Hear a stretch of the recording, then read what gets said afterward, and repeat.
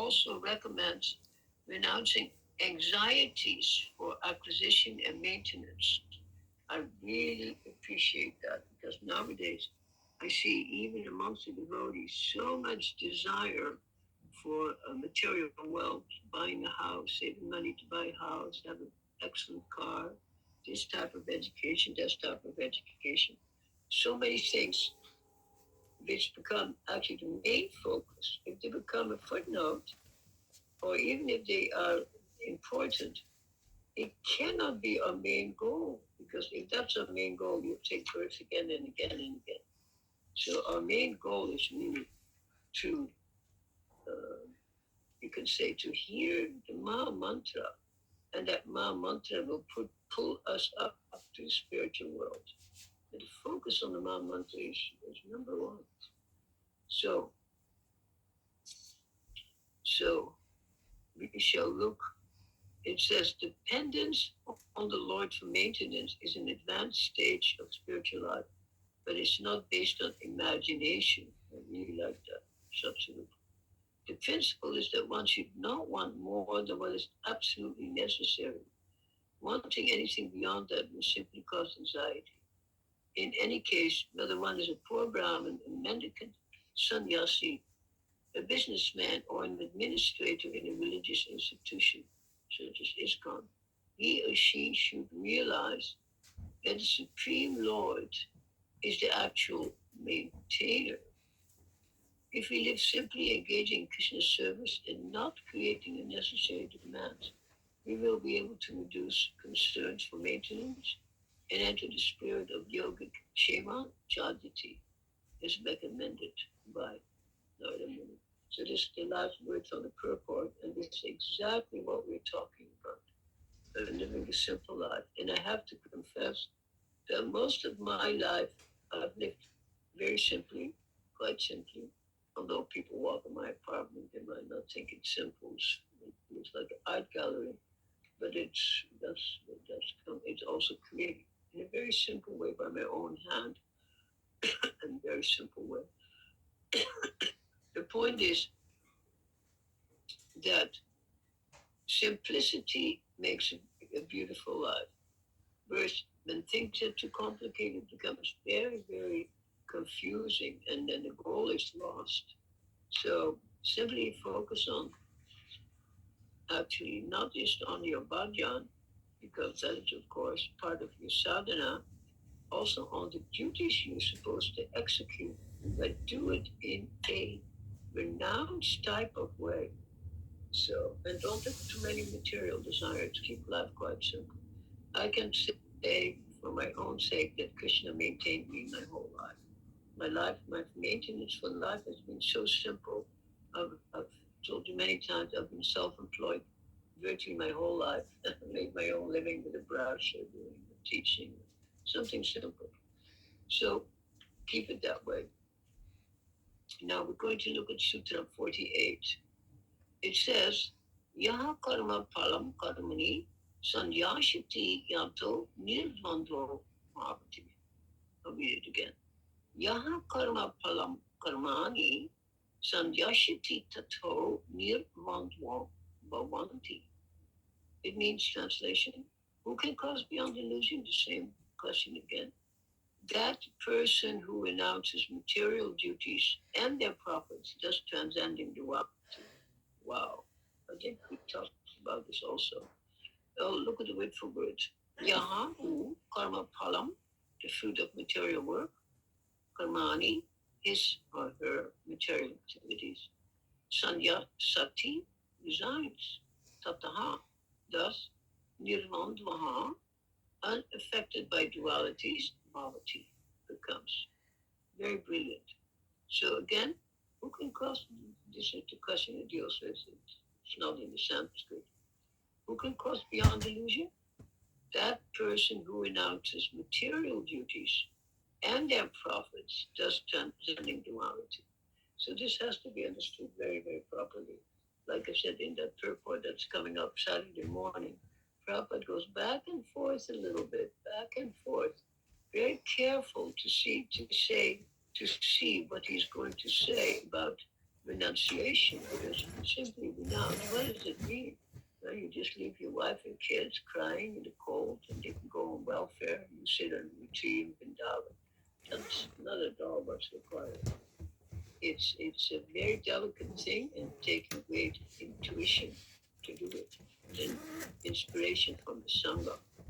So let's read it one or two.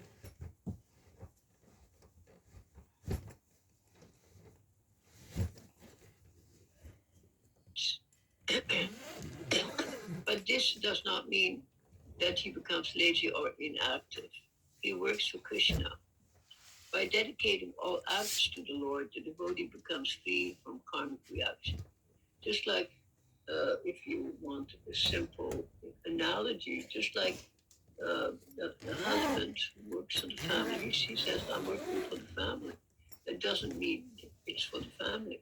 But it doesn't mean that every minute he's working, he's thinking of his wife and kids per se. He's thinking about what he's doing. He has to focus on his computer work or work in a factory or work in a garden or be a manager or whatever. So it doesn't mean that every minute you're thinking about the people you're supporting. It means that your focus is on doing the work in a renounced mood, you see. Of course, when it's for your family, you might not say that's not renounced, but it's also renounced. Huh? My father worked very hard. My father had, my mother, of course, and 8 children. He had to work very hard. He was what do you call it, a person who builds houses, contracting, building contractor. And he worked so hard, but so beautifully in the Netherlands. He would go to work just on his bike, come home on his bike. Very, very simple life. And he maintained with great joy. There was no anxiety. So this is the type of thing that is suggested that we, those days also, we offered everything to God. Yeah? We were raised with love of God. My mother would always say, we do everything for the honor and pleasure of God, including washing windows. The Dutch are very clean. You can wash all the windows of the whole house and once a week, if you can believe it. So, but everything was done for pleasure of God. So this is exactly what it says here. And also, those of you who read the back of the book, of this sutra book, it has, the headline is Unending Joy, dot, dot, dot. And I'll read it again. I read it before to you, but I want to emphasize again how beautifully these teachings were introduced. It's not sectarian. Listen to this. It says, down through the ages, highly evolved souls of both the East and West have taught that we can attain perfect, pure, and eternal love only when we learn to love God. So what I wanted to emphasize is that sages have taught us both East and West. If you think that this is religion only for India, and this is only for Indians or those who take to Indian culture and start wearing saris and dhotis and whatever else they wear, this is not at all correct. It's not about dress. It's about opening your heart to bhakti, to praying, to love of God, which includes actually everything. When we love God, we love His nature, we love animals, we love trees, we love flowers, we love insects. Whatever reminds us of Krishna, this is desirable. And this is what we offer to Krishna, Patram. What does Patram mean? Patram?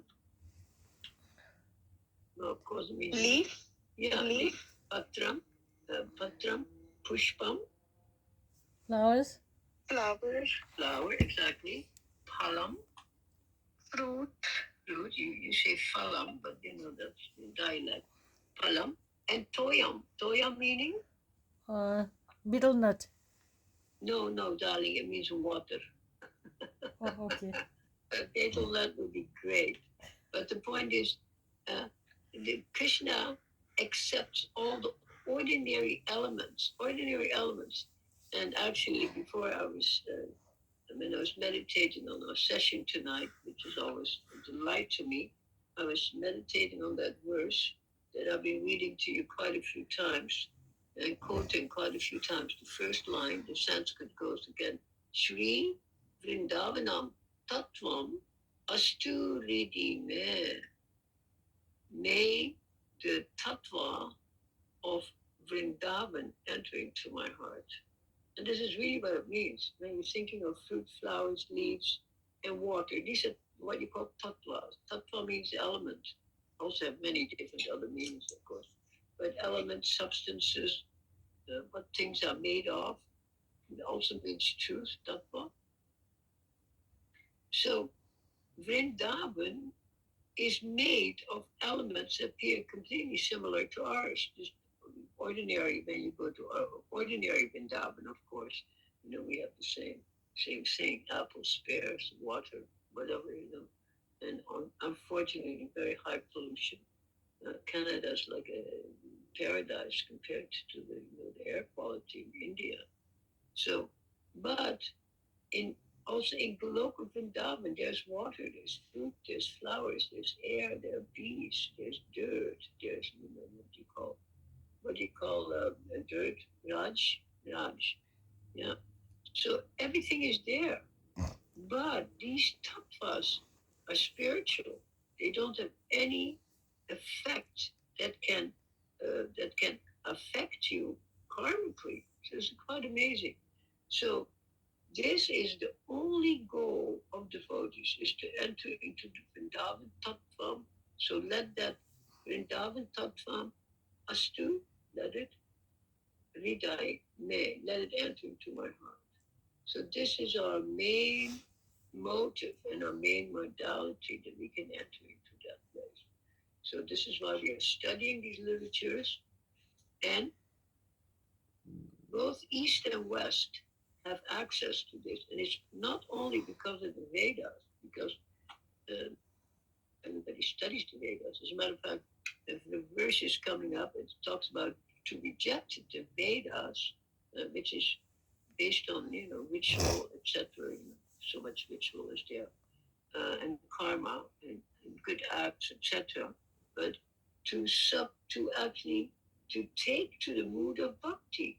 Bhakti is so amazing, and as you remember, bhakti has its own evidence. Bhakti doesn't need any praman. Just like when a person has eaten, when a person has just had lunch, you don't have to go and take blood pressure and do everything to find out if he's satisfied. Okay? By eating, one itself becomes aware of being satisfied. When you think of this, so bhakti is like this. Bhakti is its own fruit. That's what it says. Its own palam. So here we talk about that the devotee knows that Krishna can understand his needs. It doesn't mean that we become lazy.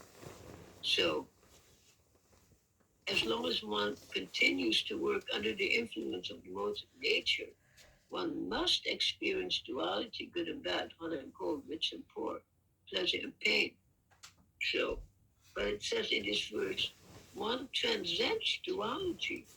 Now, this is a little bit, for those of you familiar with Krishna conscious philosophy and catechism and so on, this sentence is a little bit controversial, because we often say that we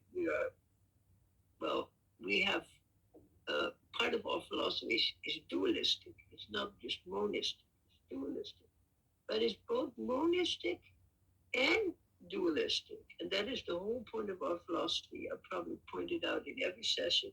It's Abheda Tattva. It's both dualistic and non-dualistic. And if we cannot accept non-dualism, then we can never rise to Vrindavan Tattva. So it says, who can move beyond illusion of samsara? The person who announces material duties and their problem. So it doesn't say one who renounces duties, because we cannot renounce every duty. My duty is to eat every day. My duty is to take a bath every day. My duty is to be nice to the people around me. If I have children, my duty is to take care of my children, to educate them, to send them to school, to do everything. You know, I raised two of my own children, and later on I raised two of my husband's children. So this is a very demanding job, is to raise children. But when one does this in the spirit of renunciation, this can be very, very beautifully done. And it doesn't mean that the children feel that you're not attached to them or that you love God so much that you don't care for them. No, as a matter of fact, the children feel that because you love God, you love them, because we are all part and parcel of God. You see, that's the most crucial thing, is to remember that whatever is alive is part and parcel of God. What do you think of that, Praveen?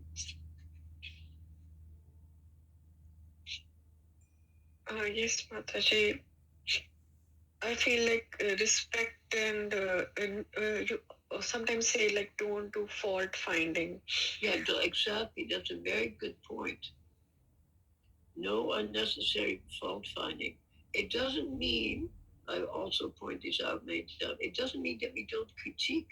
We can critique, not that we critique others all the time, but if somebody is obviously saying the wrong thing or doing the wrong thing or having the wrong attitude, it doesn't mean that we say, oh, well, so what?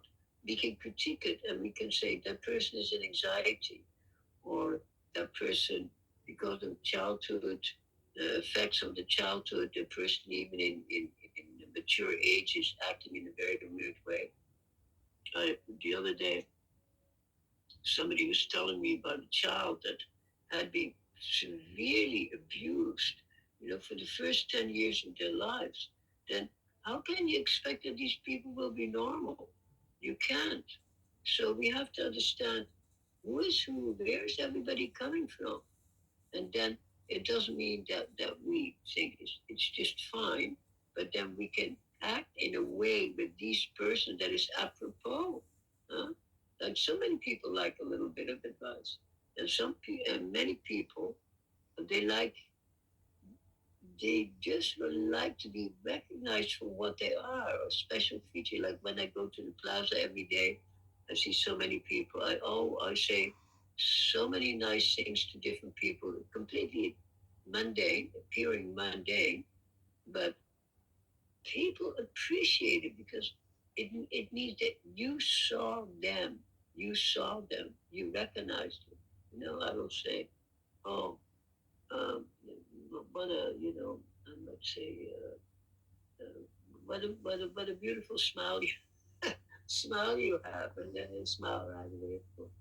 So that way we recognize the other, and that way we are recognizing the divinity in the others. And it's easy to bring that out, not by preaching, and not by fault finding, but as you know, that I say by reaching and by teaching. That is the way, not preaching. Teach yourself. So it says, Krishna Bhagavad Gita 7:28.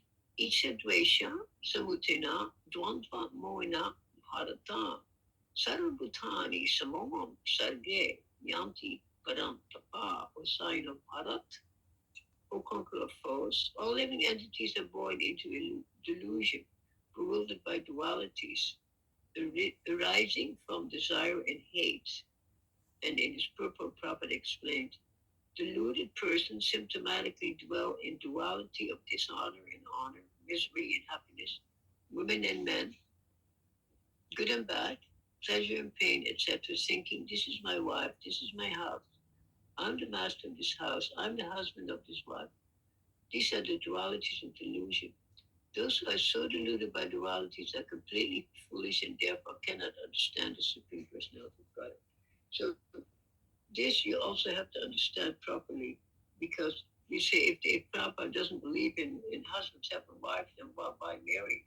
Prabhupada has married so many people in ISKCON. You're supposed to marry unless you want to be a brahmachari for the rest of your life.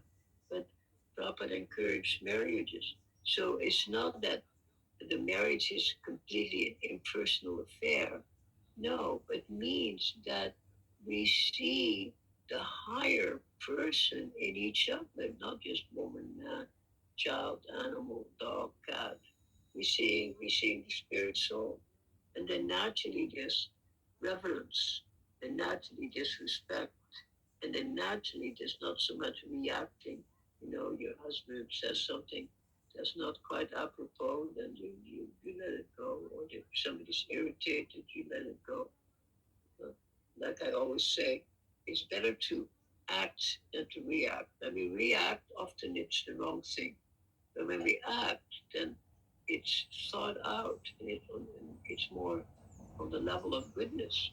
So we should try to act at the level of sattva guna, not rajas, but to speak of tamas. Tamas is completely unacceptable. So,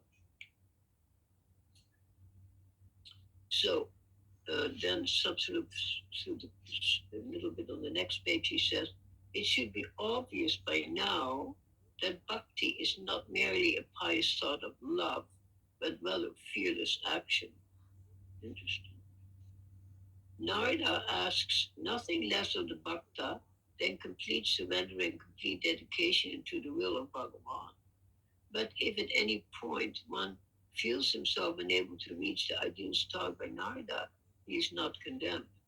So please, this is so obvious. You see, imagine if you read the book and we feel we're not on this level and we think we're condemned, and the value of this book would be to burn it because it would put everybody down. It's just the opposite. It's something we aspire to. Just like when you're in grade school, you might not think that you're going to do a doctorate in physics when you grow up, but you may. But it doesn't mean that you have any concept of physics at that time.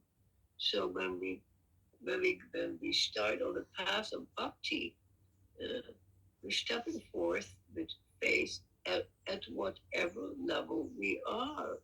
And because we have Sangha, especially in the Krishna movement, then we have some Sangha, and then we can be assisted by others, and we can assist others. You can also take initiation, you can take Diksha initiation, you can take Shiksha initiation, you can take shelter of so many teachers. So, such a beautiful Sangha that Prabhupada has created and that we cherish and that we want to maintain. So, bhakti is not just a pious thought of love, but at the same time, he says it's fearless action. But at the same time, also, I mean, that is not a bad sentence, but if I was the editor, I would also have a footnote to that. It's not just fearless action, because actually a lot of Krishna consciousness is not action per se. It's understanding who you really are. Now that, of course, takes some courage to actually look deep. Today in the system, there used to be a fellow online that I would read his posts for a while, and he was a professor of I don't know what, but apparently he used to be like a Roman Catholic or so, and then he studied Middle Eastern philosophy, and today he said, the idea that there is a God is the best way for politicians to have manipulated the whole world. The idea of God. I couldn't believe this man is so arrogant. I blocked him today. But can you imagine that they think the idea of God is invented by man to control everybody? This is so incredible. Yeah? Like you can speak to me also, Praveen. But from very childhood, of course, we were introduced to the idea of God, but that there is a God, uh, maybe a different conception doesn't mean a God with a beard sitting in heaven. You see, or God dancing with 10,000 women. It, that's not the only picture we have of God. But first of all, our first realization is God is Paramatma in your heart. It's so obvious. And that is why the idea is there of transcendence. We want to transcend this samsara. This is completely a normal impulse for anybody who comes into this world, if they're fortunate. Depends on their karma, of course. But that we want to transcend this samsara, and it's not just to get rid of misery, because if you transcend samsara, you also transcend happiness, so to speak, material happiness. Dukkha, sukha, dono. So, but the duality and enter into a region of non-duality. So, even in ISKCON, it's a controversial topic, but you can understand what I'm saying, Praveen? Yes, Mataji. You can understand. Because the main feeling when you enter into actual spiritual experience is the feeling of oneness. It's not the feeling of duality, you see? But of course, we always talk against oneness, but it's not correct. It's both oneness and difference. It's both the one and the many. It's so important. It's just like the tree, there's one tree, but it has many branches. There's sub branches and sub branches and sub branches.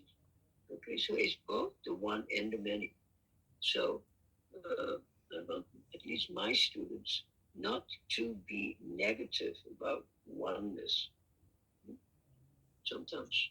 So it says right here that one overcomes nirtvandva bhavata. One overcomes nirtvandva. One is unaffected by duality. And this is so incredible. We are unaffected by it. That means that we can see things from a higher point of view, sukha and dukkha. We can understand it from the point of view that in samsara, both of them are there. And even in spiritual life, even in nirvana, if you want to call it nirvana, you have sukha and dukkha also, but on a completely different level. The gopis are also very unhappy when Krishna goes. Like right now, the pairs of Kunti that we studied in Srimad Bhagavatam, everybody is unhappy because Krishna is leaving for Dwarka. Can you see? There's so much pain. So we can say, what kind of pain is that? But that is pain in separation and pain in love of the divinity itself. You see, Krishna also feels pain. When you're reading, remember you read Gopal Champu on Saturday evenings, Krishna always say, and when will I go back to Vrindavan? And when will I go back to Vrindavan? And when will I go back throughout? He says this. He says, when am I going home? Huh? Man, so it's very beautiful. Krishna, even though in Dwarka he took shelter, he didn't take shelter of the wife. The wife took shelter of him, and some ladies that were abducted by some demons. Krishna married them because nobody else would marry them. So Krishna took care of so many destitute personalities. Even Rukmini, she comes. Oh, she doesn't want to. She wants to marry Krishna, even though her brother doesn't approve. See, so Krishna is the shelter of those. Now, in Vrindavan, of course, Krishna is also everybody's shelter, but it is a different mood. The gopis are pursuing Krishna, they're pursuing, and Krishna surrenders, you see. They say, oh my God, so beautiful. Look how he plays the flute. It's so attractive. Let's go meet him in the dark at the moonrise. And let's flirt with him. Let's play with him. Let's see if he can play with us. It's a very different mood from the queens of Dwarka. I'm sure you understand that. So there's more a feeling of oneness there in Vrindavan. There's a feeling of oneness. Krishna is mine. Krishna says, you are mine and I'm yours. You see? Isn't that a beautiful thing? That's the real essence of love affairs. Is that there's an exchange, and has, of course, it's completely romantic. That's why it says Vrindavan Tattvam. It says Ati Atumadura or Maha Madura. It is utterly sweet is the Vrindavan Tattvas. And that, of course, is the diamond, Krishna's place, the diamond. Just recently, I was very lucky. I had one book in my library, the printout, basically, but it's written by Dutch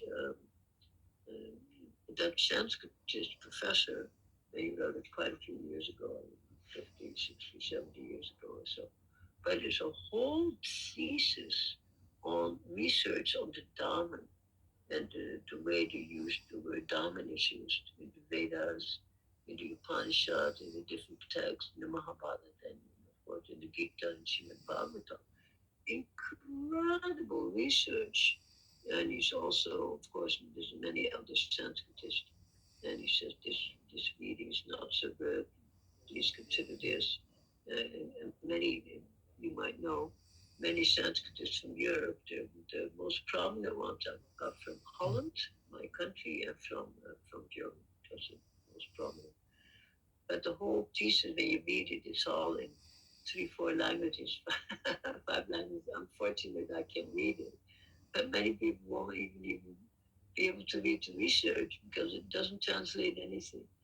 So, but the point is that Krishna's Dharma is so amazing that we cannot even understand it. We might say, like for instance, probably when I say use the word Dharma, what does it mean to you? Is it like a place, Yes. religious or pilgrimage? Yeah, perfect. See, you are giving exactly the external meaning of it. It's a place, number one, perfect, and like a religious place. But it's exactly correct, and that is only 1/10,000th the understanding of what it is. It is. It has. It has all the features of Krishna. It says actually Krishna is non-different from the Dharma. Krishna is non-different from Vrindavan. And it's the same as when we say Krishna is non-different from his name. Like who can understand that when I say Hare Krishna, that is non-different from Radha and Krishna? Who can understand this? As a matter of fact, most of us do not have that even realization, even though we might hear Krishna is non-different from his name. So what we are progressing toward is to get that, to enter into that understanding. So you can almost say, you can really say that actually our real interest in life has to be Krishna consciousness and to enter into the Dharma. This is one of my favorite Sanskrit words. You probably heard it mentioned it many times. And words like dome, we have a dome in the back of the property here, dome, and many of them, and domain. These are all um, English words that are coming from Dharma. So it gives a beautiful overview of the demigods, how their dharmas were described. Very, very detailed, fabulous research, and also in the Mahabharata. And so, and then finally Krishna says, Tat Dharman, uh, Mama, that Dharma is my place. That is my Dharma, Krishna says. This is referring to Golok, although he doesn't talk about Vrindavan, of course. But Krishna's residence is in the Dharma. He comes here, he acts like an ordinary human being with 2 arms, but Krishna is always in the Dharma. And therefore, for us to understand Krishna means we have to enter into that Dharma. And we can only enter in by Nam Bhajan. So our whole goal is to focus on Nam Bhajan and to develop a taste for this. See, when we have a taste, it's absolutely, it's the most wonderful thing, is to have a taste for Krishna consciousness. So, so you have to remember that when we talk about a taste for Krishna consciousness, don't just think of one particular group or one particular religion or one particular section of the Vaishnavas, because Vaishnavas are also split into so many groups. Prabhupada came from Gaudiya Math, and Prabhupada created separately ISKCON. Not that it's exactly what he wanted, but they were not interested to go to Europe or America. They say, what did they say? Only a dog swims across the ocean. You see what I mean? So many ideas. Why won't you just stay in India and so on? So when Prabhupada crossed the ocean to give us this incredible knowledge, of course we already had knowledge from our childhood, but Prabhupada unfolded everything. He unpacked everything, and he made everything so clear and so desirable and so charming that we surrendered to his beautiful teachings. So we didn't get very far, but we don't need to get very far. But next time we're going to look at Sutra 19, Yovedan Api, Sanya Shati Kevala, Avichin Na Anurag Lavate, and the whole world is Anurag, when we attain uninterrupted attraction from God. That is what we're Anurag. We often talk about, Krishna consciousness in the mode of practice and in the mode of actual experience. So we want the experience. So what do you think, my little friend? What is your opinion? We have 1 minute.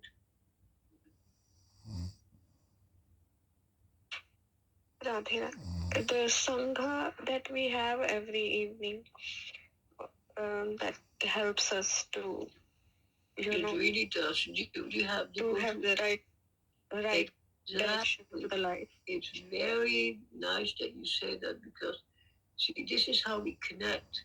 When we actually have a taste, then this is not just a social thing, oh, well, I'll spend an hour. No, it's to keep the focus, and it is so charming. This is really us. This is us, actually. It's us. It's not like something foreign to us. It's deep. Deep in the heart. What do you think, Allison? Isn't it how it is? It's like talking to a family member, isn't it, Allison? Very true. 100% Radhika. She is so beautiful. I absolutely agree on this. And I really appreciate that you folks are there and participating.